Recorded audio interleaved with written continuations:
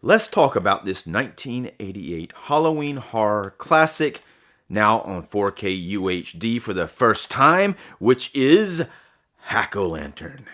Not to be confused with the 2004 Halloween horror classic, Jack-O-Lantern, that stars none other than Dave Watkins, which just happens to be me. But Hack-O-Lantern, on the other hand, I had no involvement with whatsoever. And if I did have involvement with it, I would have been like 10 years old. But anyway, I'm not in it. I had nothing to do with it, except for the fact that I'm doing a review video on it right now.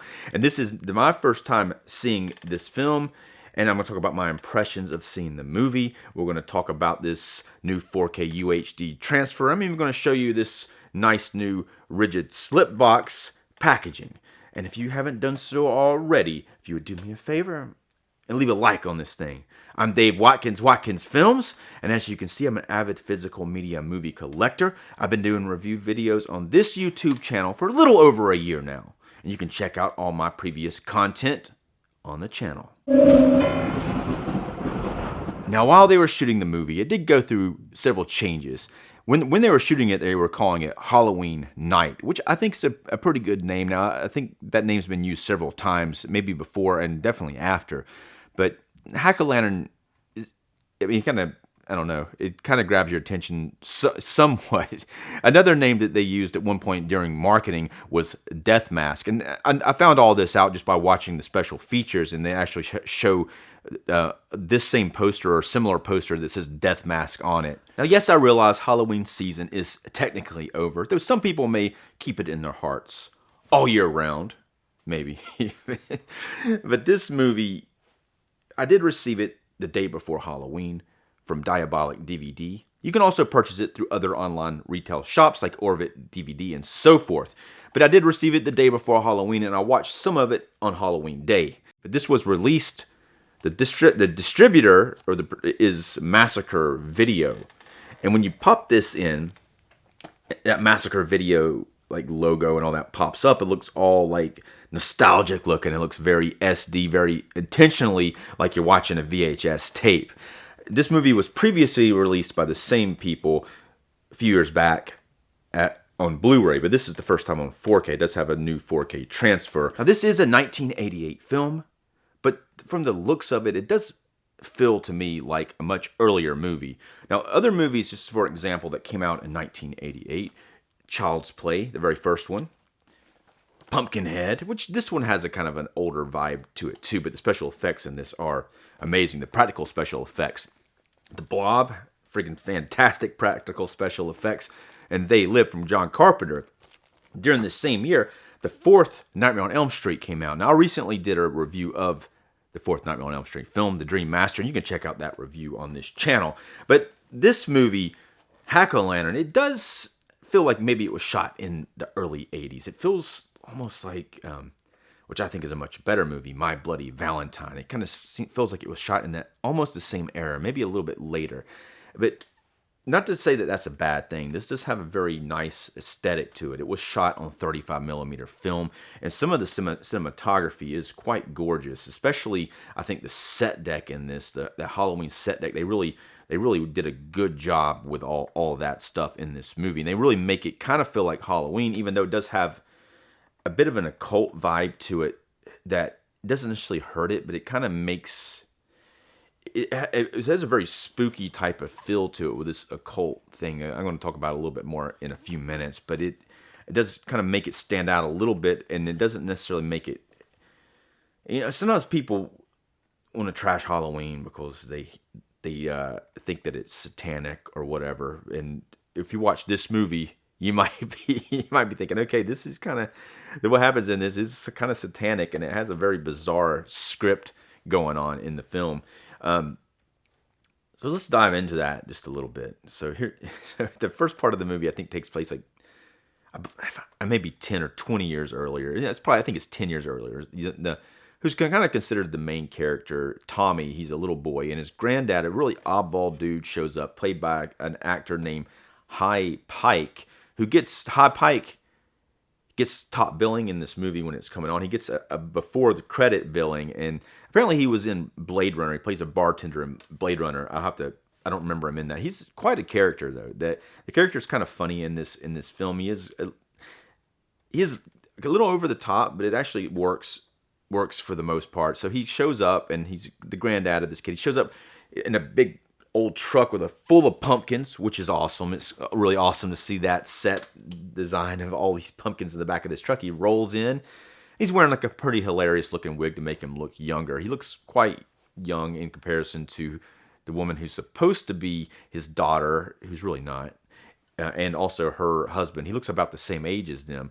And but anyway, he shows up and he's like gives his grandson Tommy some gifts. And then later on when the mom and the stepdad find out, or the dad find out that the granddad visited him, they're like, okay, we're not gonna let this slide. The stepdad goes to confront him about it, and then at that point he walks into this barn where the granddad is, and then he's got like a pentagram on the ground, and all these followers are around in cloaks, and they're doing some kind of crazy Halloween ceremony, and then they kill the stepdad or the dad, and then they burn his truck up. So, and then it goes to like 10 years later, and it's like another Halloween. But that's a pretty crazy thing to do. And you got this occultist group ran by High Pike's grandpa character, and they have to do these ceremonies on Halloween in order to do something. But that I mean, it's cool, but it does kind of leave you with like this weird satanic kind of oddness going on. And so he's really fixated on this Tommy character who looks a lot older in present day time, and he's a big like dude. The actor named Gregory Scott Cummings, he's been in a bunch of other stuff since then. And he even does some video. There's got like some interviews on this release. They're not newer interviews, but there are some interviews with him reflecting back. I think they may be shot maybe 10 years ago, maybe earlier, but it's definitely reflecting back on the experience, and it's very good information from his interview. But so basically, Tommy is now older, and the granddad's now all up in his grill. He's trying to convert him into the satanic cult. There's also there's another brother named Roger who's now a cop, and their sister, I think her name's Vera. So there's this family. There's this family dynamic going on, and most of these actors they hadn't done a lot of other stuff, and they're pretty green when you're watching it, but it actually adds a little bit of authenticity to the movie. So it's kind of cool. It kind of gives it this kind of low budget feel for the movie. And like I said before, it is shot on 35 millimeter film, so they had some kind of budget, but it wasn't ridiculous. As you see on the front of this, there is a mask here that's pretty predominant in the later half of the film.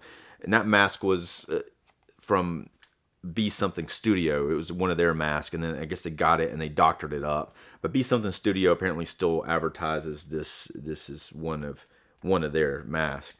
So what happens is this guy in this mask starts showing up and killing people, like stalking them and killing them. He's part of this satanic cult. He's wearing the satanic robes and all that. Now, it's left a little ambiguous about who that person is sometimes, because you see multiple people wearing this costume.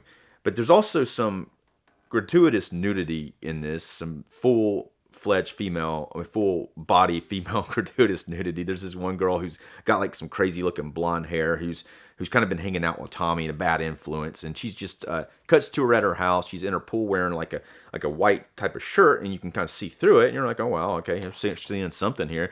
And then she walks in and takes all of her clothes off, and then she puts a towel on, and then she walks in and she's sitting down, and the guy with the mask shows up, and she thinks it's Tommy or somebody, and then she takes all her clothes off again. She's like, go ahead and do something crazy, and then he takes a pitchfork and stabs her in the neck, and pretty crazy. There's actually it is low budget, but there's some pretty cool practical special effects. This one dude gets a shovel to the head. You see him in the back.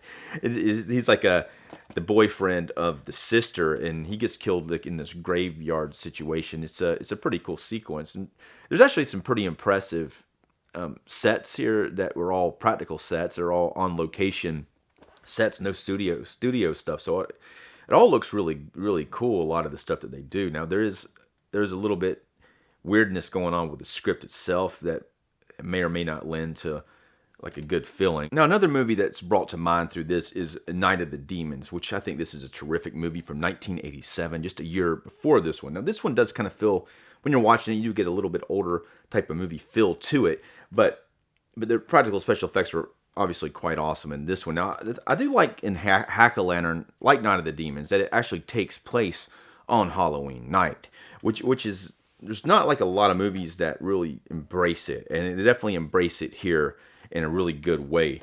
Now, I do want to point out there's a pretty crazy sequence. It kind of about a third of the way in, maybe, where Tommy guys he's going to sleep and he's having a dream, and it ends up going into this music video where they sing like "Son of the Devil." It's like that's their music video, and they have like a music video where he's playing on the guitar. His hair looks hilarious, and it actually he looks better in that than he does in most of the rest of the film. But and then just some weirdness happens. There's this black girl comes in, and she's all dressed in scantily clad stuff, and then she ends up like taking like a pitchfork, I think, and stabbing him in the neck, kind of like what happens to the other girl. But this reminds me of the movie that came out a little bit before this, and it had a really awesome release last year of Trick or Treat. So it kind of gives you those kind of Trick or Treat vibes. So this is another movie that takes place on Halloween. I think, what year was this one? This one was 1986. So this was like 2 years before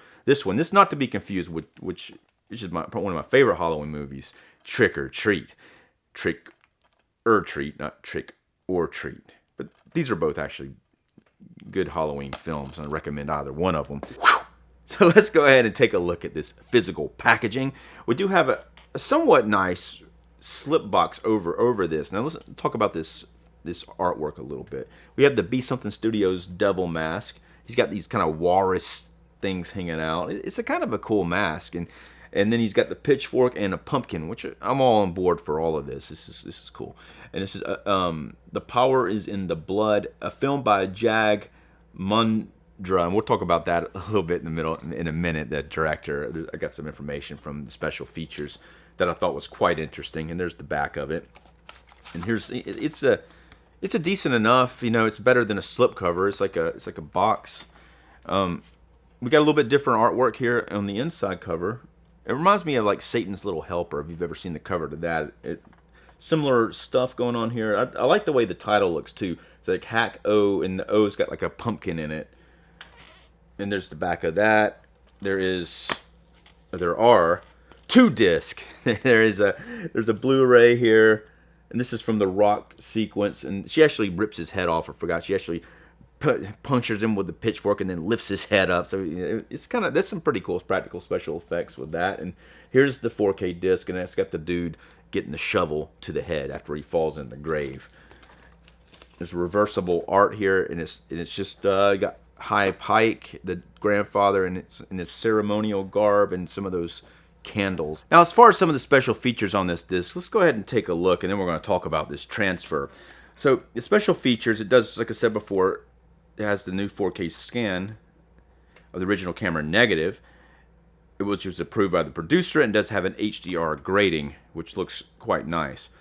This is uncompressed original English 24-bit audio, and it has an audio commentary with the producer, Raj. I'm not going to try to pronounce his last name, but I didn't actually listen to that yet, but it's got captions, which is good. It says, now this one says The Power is in the Blood featurette, and it does feature interviews with the stars Gregory Scott Cummings and Katrina Gardner. Now, Katrina Gardner played the mom. She plays the mom in here, and it's somewhat of a twist ending with her character, which I'm not going to go into, and I don't quite understand it, but there's something does happen with that character, and she's pretty good in the movie for the most part. And so, but you find out a lot of information from this, including, especially from Gregory Scott Cummings. He does mention that the director, whose name is Jag, whose name was Jag Manhandra, I'm pronouncing it wrong, at least the last name. The first name is Jag, but he's an Indian director, and he said he didn't speak English very good. And so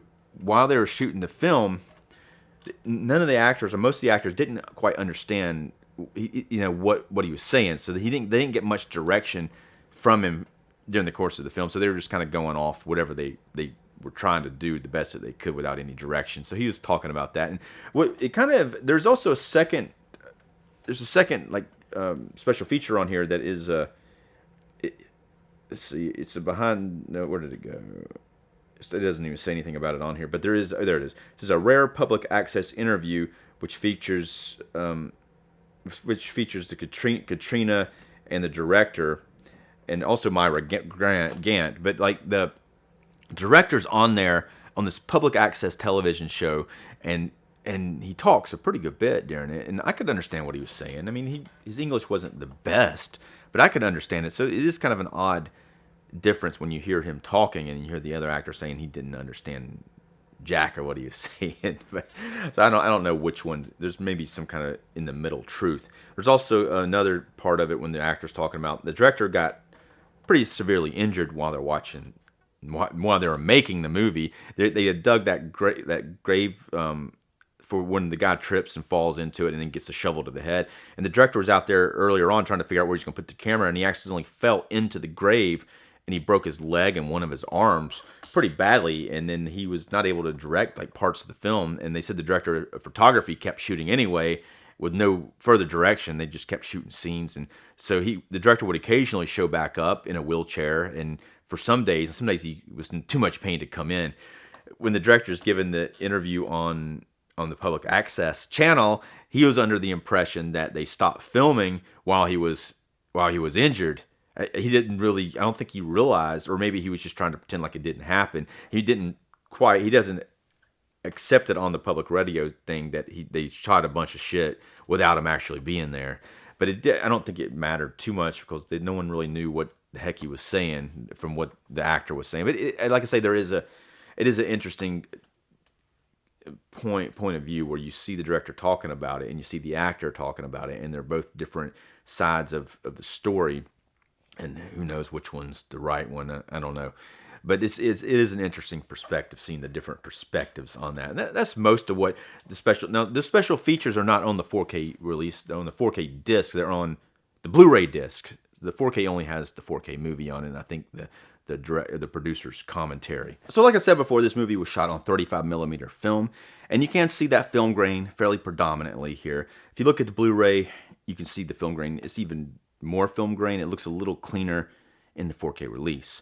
The 4K release also, like I said before, has an HDR grading on it, which makes the skin tones look a little more natural. It kind of brings down, it seems, some of these scenes are highly, some of the lighting is really red in some of the scenes, and it kind of brings some of that down a little bit. There's a lot of really nice exterior scenes as well, and you see a lot of where, I'm not sure where they shot this at, but they looks like some of the scenery, and it looks like in the background you got some mountains and stuff like that in some of the scenes. Some of it looks very nice on camera here, and they do some work with some fog machines, giving some depth to the background. It does, like I say, it is a low budget endeavor, but they do a lot of work to make the atmosphere look pretty nice here. They do a great job with the atmosphere throughout the movie.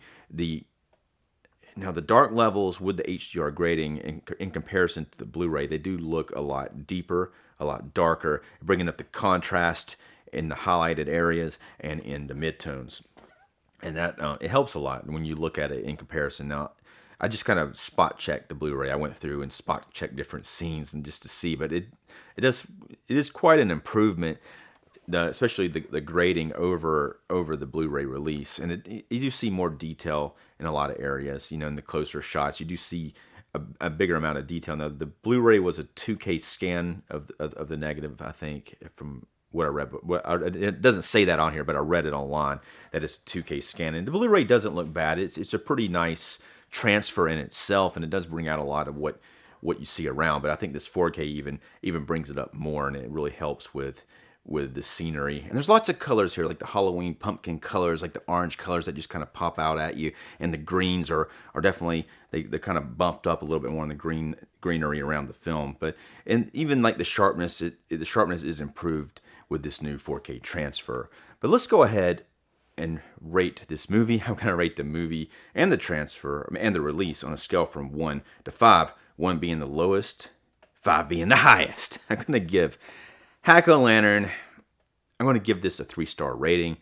This is a bad movie, but it is campy. It is somewhat fun. It is a little disturbing with this satanic stuff and how the direction that they go with it, but it is at the same time a little unique. Some of the things that they do some of the plot things they do in the movie. It's also nice because it is an indie movie. It is just feel very, in a lot of ways, organic, and even the performances, they don't feel off, but I mean they don't. I mean they feel like kind of bad, but at the same time they do feel somewhat natural. It has some oddball nudity in it. Some of it looks pretty good. I'm not gonna lie about that, but it is maybe off-putting for some viewers if they're not used to women stripping down several times. It doesn't go into, which it could have, and it's probably better that it didn't. It doesn't go into any sexual abuse. It does get in. They go into more slasher abuse. Now, there's definitely parts where, like they get like a female character and they tie her up, and you think that they might go a little crazy with that, especially since there's other women around, like during the Satanic ceremony where they're taking off. They're taking off their clothes themselves. No one else is going and ripping them off. It doesn't go too far into that, and so that's why maybe why they get away with some of the stuff that they did get away with in the movie, especially like the extreme this extreme nudity. And there's some graphic violence, but it's not like, I mean, it's like low budget, but it's pretty cool though.